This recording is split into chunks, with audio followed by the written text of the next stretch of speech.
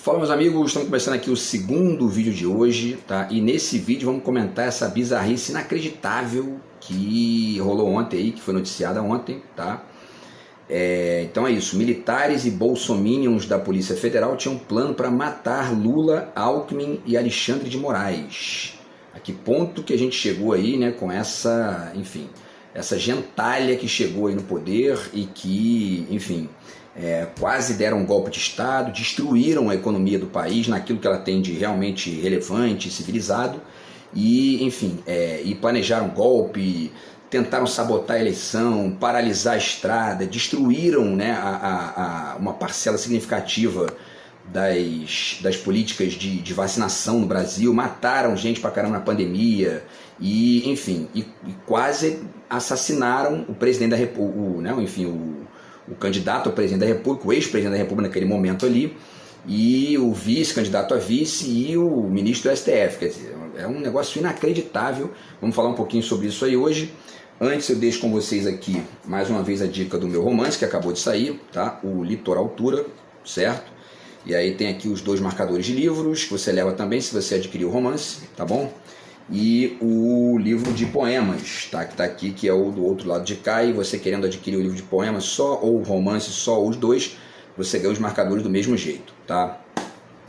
Antes de começar aqui a ler a notícia e fazer aqui os comentários e algumas reflexões com vocês, vale duas dicas aqui, tá? Primeiro, esse livro, que é um livro que eu na verdade não li, mas eu conheço o autor, conheço aqui o desenho da obra, etc e tal, que é o Forças Armadas e Política no Brasil, do José Murilo de Carvalho, tá?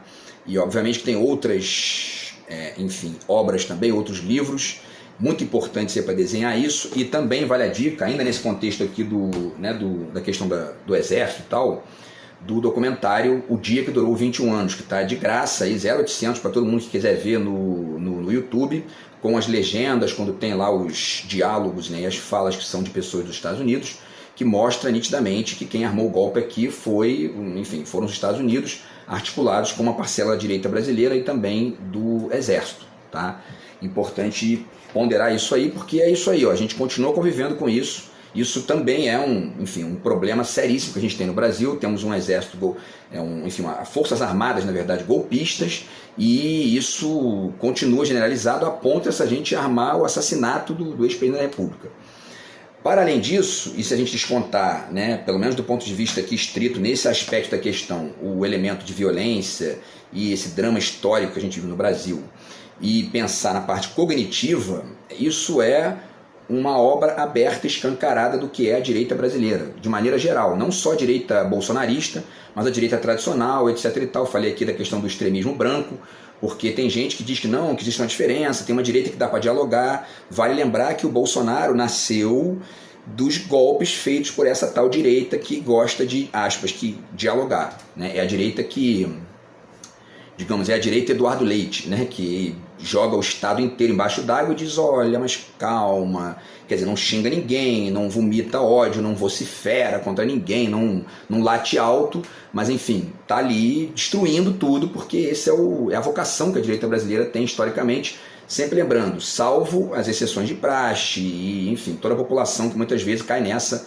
Então, quer dizer, como se diz, né, às vezes aí relacionado a outras coisas, nem toda a direita, mas tudo que acontece basicamente vem da direita, né? Então quem armou o golpe lá que deu origem a esse bolsonarismo violentíssimo, que na verdade sempre esteve aqui, né, mas que estava meio que escondidinho, etc e tal, ou talvez ali civilizado, né, por uma lógica mais ampla, foi essa tal direita, né, que dá para dialogar, como dizem alguns. Aécio Neves, Eduardo Cunha e uma série de outras figuras ali que naquele momento, enfim, conspiraram contra o governo e jogaram o país nessa lambança que a gente está vivendo até hoje aí, tá? E aí, então, isso, portanto, é uma obra aberta, escancarada, vale muito a pena pensar nisso, tá? Porque o ponto é o seguinte também, né? Para finalizar esse introito aqui, a gente passar para a notícia propriamente dita. Eu tenho dito aqui que os bolsonaristas, eles são essa obra aberta escancarada porque eles não conseguem fazer aquele filtro que a direita tradicional faz, que é o filtro que você vê na fala do Eduardo Leite. E aí a gente tem duas possibilidades no Brasil dos próximos anos, né, digamos, e até mesmo no futuro, né? Ou a gente reflete isso e debate isso de maneira séria para chegar num ponto em que isso seja transformado num resto e que seja ao mesmo tempo um elemento de discussão constante, como sugere o Adorno, por exemplo, em relação a Auschwitz, né, com as devidas diferenças e tal, mas esses pontos eles têm que estar sempre o tempo todo sendo discutidos para que a gente não caia de novo. Então, se a gente conseguir superar isso, isso não pode ser esquecido, né, porque volta, tá?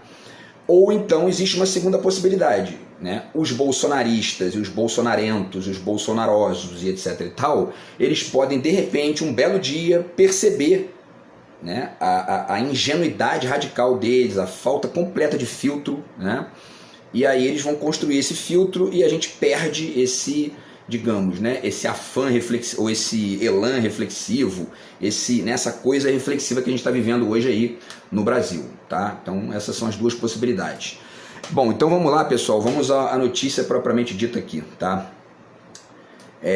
A gente já falando aqui da notícia, o Pragmatismo Político fez aqui uma sequência para a gente poder tentar entender o que já se sabe aí e o que enfim, ainda está digamos, né, nas sombras, aí na dúvida, certo? Então dizem eles aqui: tudo o que sabemos sobre o plano de matar Lula, Alckmin e Moraes e uma tentativa de golpe no Brasil. E aí eles explicam aqui a sequência, tá? Vamos lá.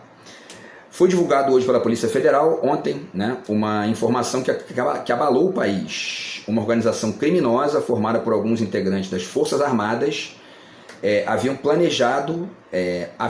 uma organização criminosa havia planejado matar Lula, Alckmin e Alexandre de Moraes, e então dar um golpe de Estado no Brasil para que Jair Bolsonaro permanecesse no poder. Então era gente das Forças Armadas, generais inclusive, tá? E gente da Polícia Federal. Lembremos aqui a tentativa de golpe na Bolívia. Rapidamente eles resolveram prender o cara e acabou a conversa, né? Bolsonaro continua solto até hoje, depois de todas as cagadas que ele já fez, né? Continua aqui a notícia do Pragmatismo Político. Segundo as investigações, existia um plano de ataque que aconteceria em dezembro de 2022, semanas antes da posse de Luiz Inácio Lula da Silva. Os detalhes do plano foram discutidos em novembro de 2022 na casa do general Braga Neto, ministro da Defesa do governo Bolsonaro e candidato a vice-presidente na chapa dele, né? Quer dizer, candidato a vice também, general, envolvido com isso aí. No mesmo mês de novembro, né, de 2022, que lembremos foi o ano da eleição, né, começaram a monitorar algumas autoridades, principalmente Alexandre de Moraes, que seria preso por eles em 15 de dezembro de 2022. Um dos participantes da organização criminosa chegou até mesmo a seguir o ministro, mas não conseguiu executar o objetivo. A intenção era matar Lula por envenenamento ou com o uso de químicos para causar um colapso orgânico. Geraldo Alckmin seria morto para que não houvesse nenhuma chance da chapa assumir a presidência da República. A morte deveria ser também por envenenamento. Olha só que inacreditável, é uma coisa inacreditável. Já Alexandre de Moraes, considerado um dos maiores inimigos de Bolsonaro, seria inicialmente preso e posteriormente executado, tá? De acordo com o plano, sua morte seria causada por uma bazuca, o AT-4, né, que é usado para destruir blindados ou alvos altamente fortificados, como construções com paredes espessas de concreto. É um negócio assim, fuzilar o cara com uma bazuca, né? Um negócio impressionante. A que ponto chega a alienação, a estupidez, sabe? E isso misturado com a violência, né? Que é um negócio inacreditável. O que a gente está vivendo é um negócio inacreditável. O plano seria executado por militares conhecidos como Kids Pretos, especializados em forças especiais. Após o assassinato da chapa vencedora, Bolsonaro assinaria um decreto instaurando o estado de defesa no Brasil. Em seguida, teria início a operação que os conspiradores chamavam de Punhal Verde Amarelo. Tá? E aí tem até uma letra O aqui, diferente do resto aqui nessa postagem, que a sexta talvez seja por conta do hackeamento desse verme fedorento que eu estou aturando aqui, que é um dementezinho que está fazendo isso aqui no sistema do aparelho, né? Mas enfim, voltando aqui, continua a postagem do Pragmatismo Político. A Polícia Federal obteve as informações porque grande parte do plano foi elaborada através do WhatsApp e outros aplicativos de conversa. O plano contava até mesmo com uma estrutura organizacional para um gabinete de crise, já que eles planejavam instaurar um grande caos no Brasil. General Heleno e Braga Neto liderariam esse gabinete. No dia 8 de dezembro de 2022, o general Mário Fernandes afirma em um áudio que Bolsonaro teria aceitado o plano final. Ou seja, né, ele disse, ó, beleza, vamos lá, mata o Lula, mata o Alckmin, mata o Moraes e a gente depois dá o golpe, etc e tal. Quer dizer, o Bolsonaro sabia disso e aceitou, né? O correto seria se ele fosse um democrata, um republicano, no sentido amplo do termo, né? E não no sentido estadunidense, né? Mas enfim, um republicano no sentido amplo do termo, era prender essa gente no mesmo instante, dar voz de prisão, acabou, né? Ele aceitou isso. Então, enfim. No dia seguinte, Bolsonaro ajustou e redigiu o decreto golpista, quer dizer, então ele deu sequência ali àquela bizarrice, e o decreto foi ajustado para ser ainda mais pesado, prevendo o uso intensivo das Forças Armadas, golpe de Estado e, enfim, né, intervenção estatal. Parêntese aqui, tá, para a gente poder refletir isso. Do meu ponto de vista, isso, obviamente, que foi ali uma espécie de uma viagem completa dessa gente, e seria inevitavelmente abortado por outros mecanismos institucionais, ideológicos e de poder econômico do país. Essa gente não ia ficar muito tempo, né, dando golpe e mandando no país dessa maneira. Porém, ao mesmo tempo em que isso seria uma possibilidade, a gente também não pode ignorar que isso é um risco constante que a gente continua vivendo no Brasil, né? E aí, no dia 15 de dezembro de 2022, participantes da organização criminosa se posicionaram em lugares estratégicos, mas na mesma noite a missão foi abortada. Ninguém sabe o motivo dessa decisão até agora. Então isso aqui é o dilema que existe aqui.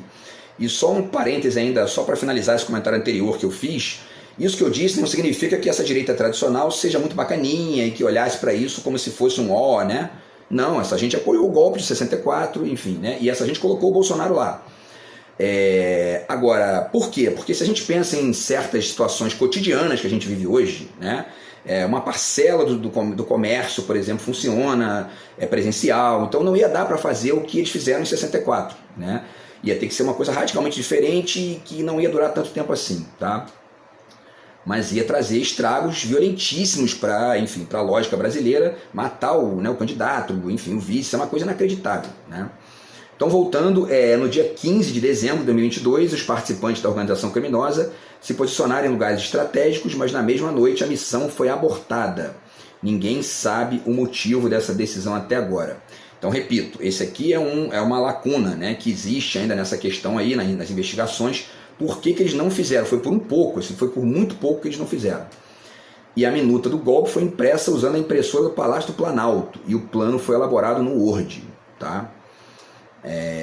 E aí tem aqui uma réplica do plano, né, que está aqui digitado em Word, decreta, que fica decretado com fundamento nos artigos 136, 140, 141 e 84, inciso 9 da Constituição Federal, estado de defesa na sede do Tribunal Superior Eleitoral em Brasília, com o objetivo de garantir a preservação ou pronto estabelecimento da lisura e correção do processo eleitoral presidencial e etc e tal. Quer dizer, a farsa estava montada em cima de um questionamento da urna eletrônica, né, para justificar isso num nível, digamos, né, tecnológico, de golpe, etc e tal, tá?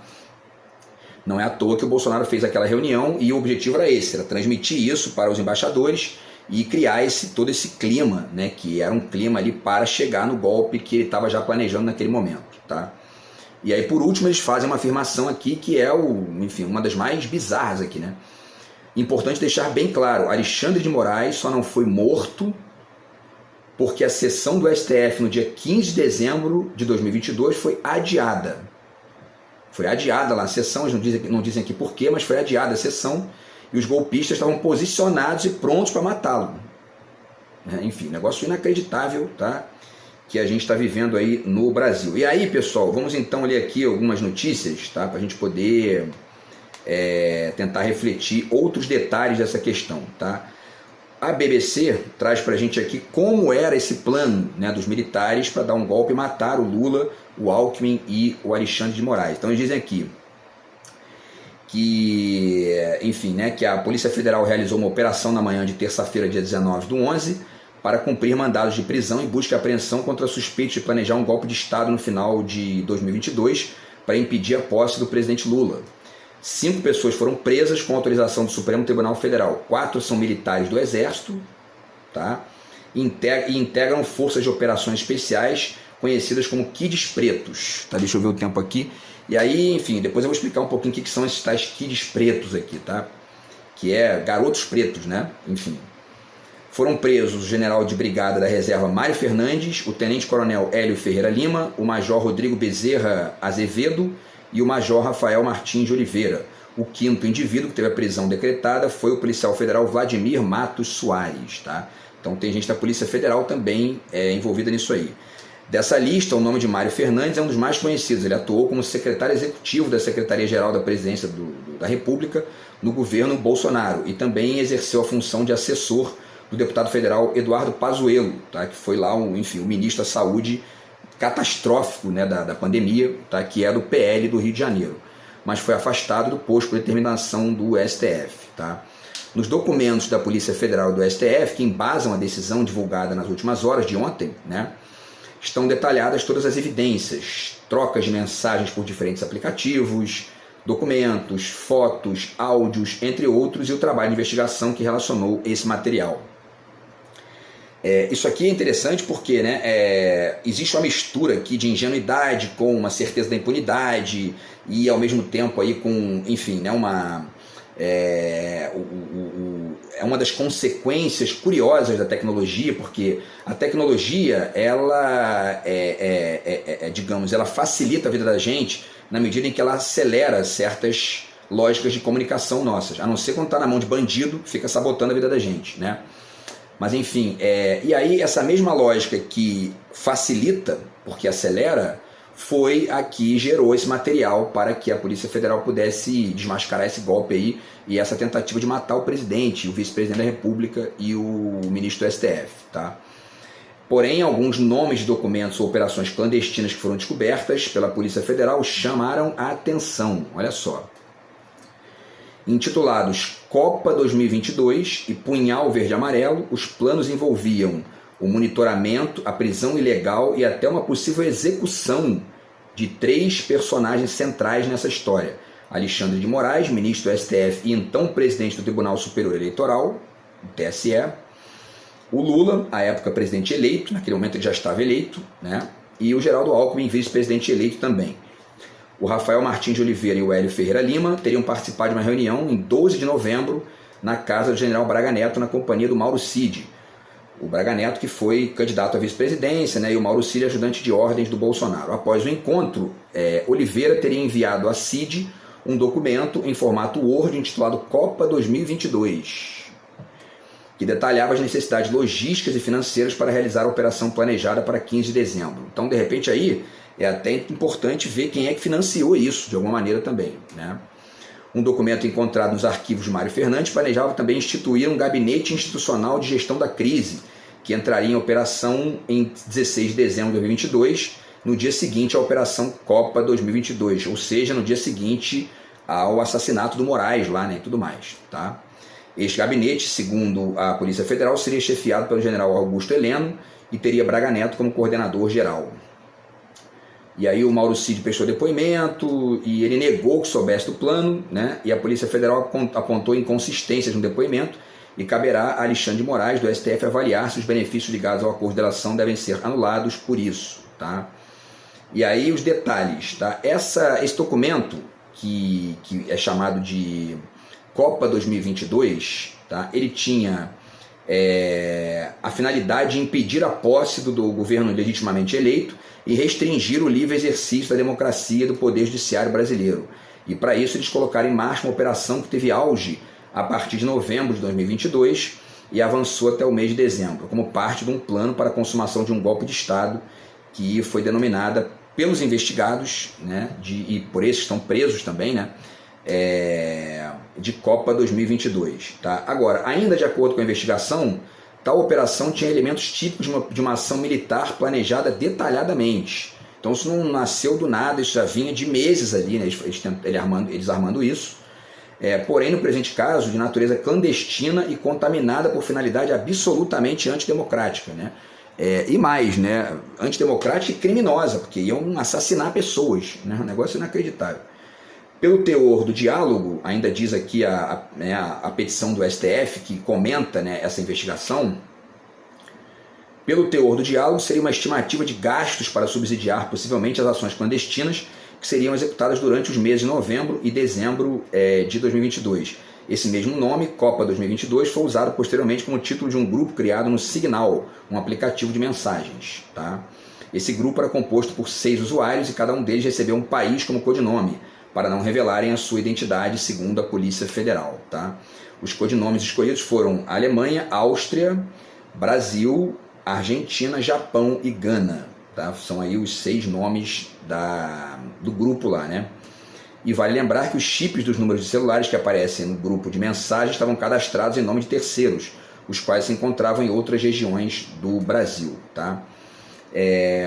Para finalizar, o documento do STF aponta que as mensagens trocadas entre os integrantes do grupo Copa 2022 demonstram que os investigados estavam em campo, divididos em locais específicos para possivelmente executar ações com o objetivo de prender o ministro Alexandre de Moraes. Tá? E aí no dia 15, o codinome Brasil informa que um dos locais que ele estava atuando, e em seguida ele diz: estacionamento em frente ao Gibão Carne de Sol, que é um restaurante, estacionamento da troca da primeira vez. E aí o codinome Gana devolve para ele: ó, eu estou na posição, e etc e tal. Tá? Então quer dizer, é um negócio inacreditavelmente bizarro. E aí depois não tem um certo momento que 2 minutos depois o Japão, que é o suposto líder do grupo, responde: abortar, Áustria, volta para o local de desembarque, estamos aqui ainda e tudo mais. Então, enfim, e aí pergunta: vai cancelar o jogo e tal, e etc e tal, estão aqui. E depois eu vou até depois fazer mais vídeos detalhando aqui essa questão, porque é um negócio realmente inacreditável. Agora, pessoal, vamos aqui para outra notícia também importante aqui, sobre essa coisa inacreditável, né, que é o documento com o plano para matar o Lula. Tá? Então, olha só, a organização criminosa pretendia que o presidente tivesse um colapso orgânico, noticia aqui a CNN. Tá? O plano de uma organização criminosa para assassinar o presidente Lula envolvia envenenamento. A informação conta em material apreendido com o general Mário Fernandes, ex-assessor de Bolsonaro na presidência da República. Fernandes foi um dos alvos da operação da Polícia Federal, realizada nesta terça-feira, dia 19. O general foi quem elaborou em tópicos, segundo a Polícia Federal, o planejamento de operações clandestinas e a execução de Lula, que deveria acontecer no dia 15 de dezembro de 2022, 3 dias após sua diplomação no Tribunal Superior Eleitoral. Tá? Definido pelo codinome Jeca, que é pejorativo, evidentemente, né? Lula seria morto por envenenamento com o uso de químicos ou de remédios que causariam um colapso orgânico. Isso ocasionaria falha dos órgãos e do sistema nervoso do presidente, por exemplo. Tá? No documento é destacada a vulnerabilidade de saúde de Lula e sua ida frequente a hospitais.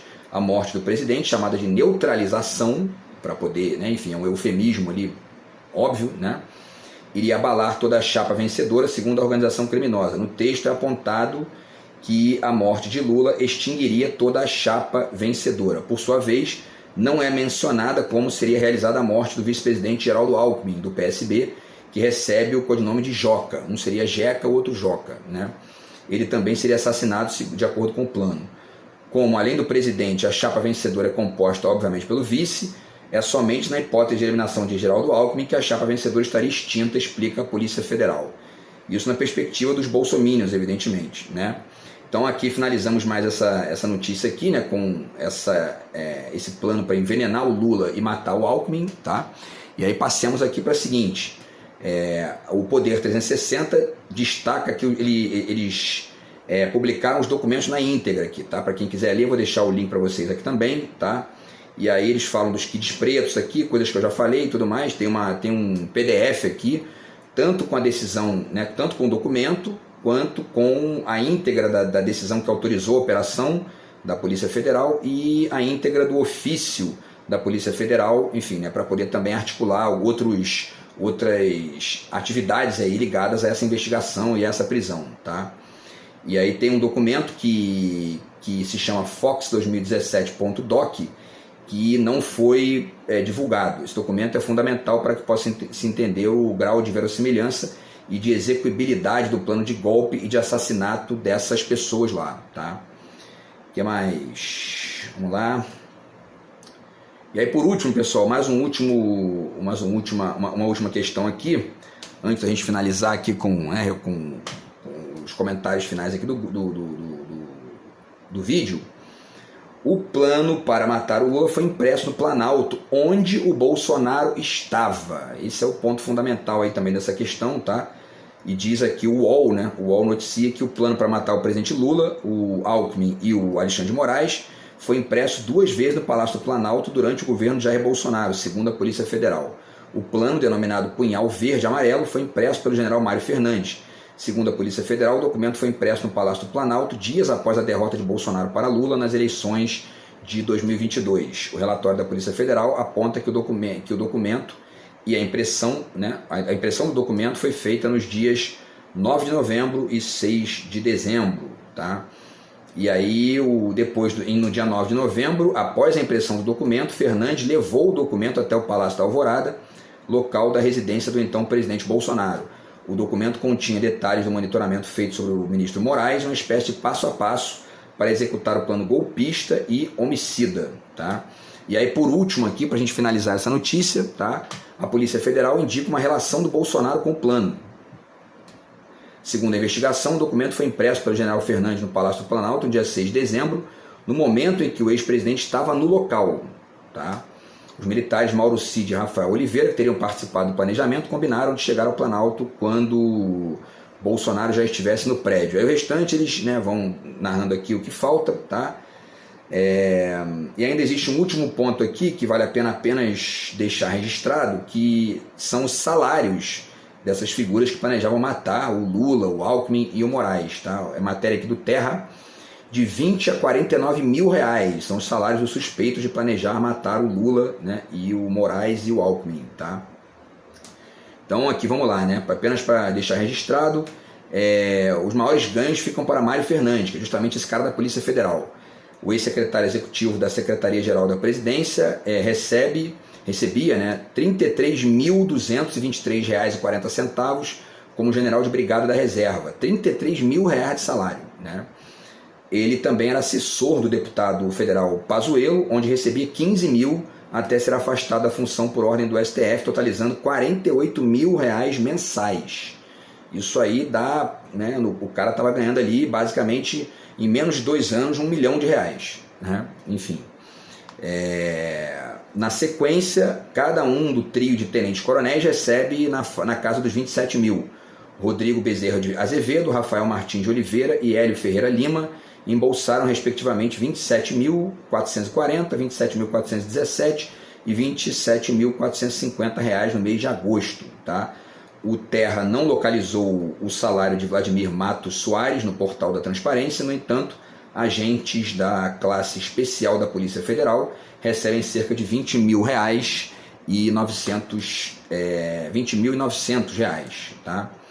E aí eles continuam descrevendo aqui o plano e tudo mais, isso aqui a gente já falou sobre isso, né? Então, para finalizar, pessoal, vale repetir isso, né? Quer dizer, é um negócio assim inacreditável isso que a gente está vivendo. Os caras tinham um plano para assassinar o presidente eleito, o vice-presidente, o presidente do Tribunal Superior Eleitoral, que era também era ministro do STF, e dar um golpe de Estado, instaurar aqui um estado de sítio, ou enfim, né, um estado de exceção no Brasil, e a gente ter de novo aí essa bizarrice, e detalhe, com o apoio de uma parcela significativa da alienação da população em geral, que estava ali torcendo para isso, né? É uma coisa realmente inacreditável, a gente escapou disso assim por muito pouco, tá? E enfim, agora, isso tem 2 pontos para finalizar o vídeo. Primeiro, isso continua uma obra aberta e escancarada para a gente refletir as contradições da direita brasileira, o autoritarismo, a violência, o golpismo e etc. e tal da direita brasileira, sempre lembrando com as exceções de praxe e com a população média que muitas vezes cai nessa por adesão irrefletida, né? Então isso é fundamental de entender, tá?